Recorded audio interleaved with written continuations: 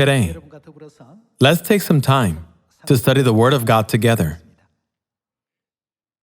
On earth, there isn't much difference between countries in the way one gains their citizenship. However, the manner in which one gains their heavenly citizenship is much different from that of our earthly one. The privileges and benefits that are associated with the heavenly citizenship cannot be treated as something insignificant. Ultimately, what will God grant us once we gain our heavenly citizenship and go there? There will be no more death, no more mourning, no more pain, nor sickness any longer.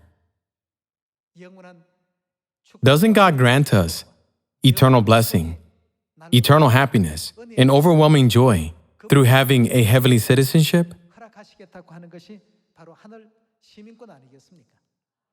In Jeremiah 31, God clearly described what kind of people can be God's people who have the heavenly citizenship.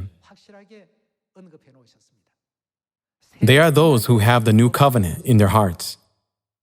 The prophet Isaiah said that those who have the law of God in their heart are God's people. Let's confirm by going to the book of Isaiah. When you go to Isaiah chapter 51, verse 7, it says, "Hear me, you who know what is right. You people who have my law in your hearts, do not fear the reproach of men, or be terrified by their insults.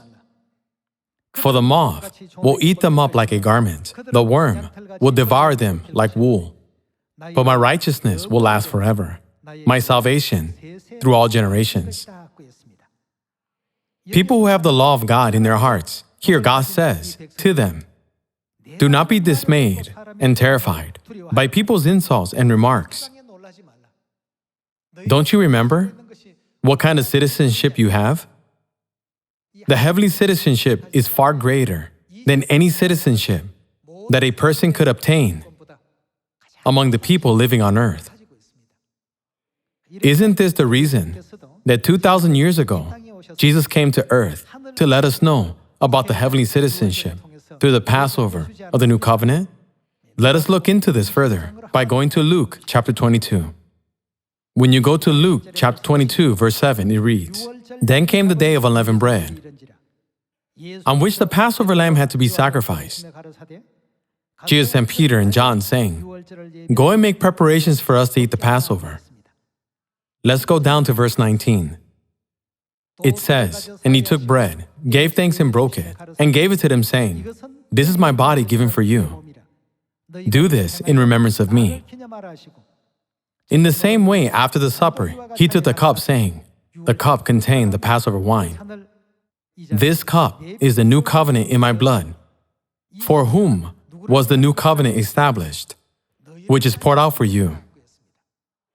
On the day we were expelled from heaven to this earth, we, sinners, lost all our rights as heavenly citizens.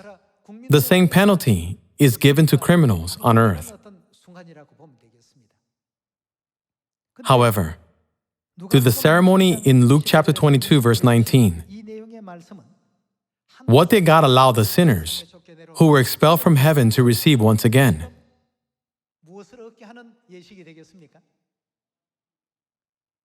The holy ceremony of the Passover of the New Covenant not only allows us to receive the forgiveness of sins, but also restores our heavenly citizenship.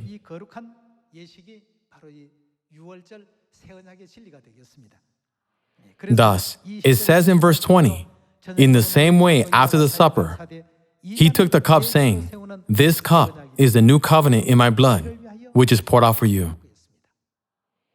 Since God says, "I will be your God, and you will be my people, because I put my covenant and law in your heart," we should realize the great promise hidden in the truth of the new covenant, which restores our heavenly citizenship. Let us remember God's grace of leading us to heaven by granting us the heavenly citizenship as the holy people of God.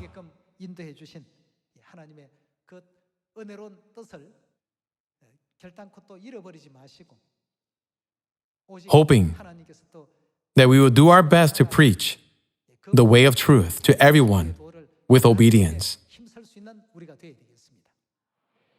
I would like to conclude today's sermon.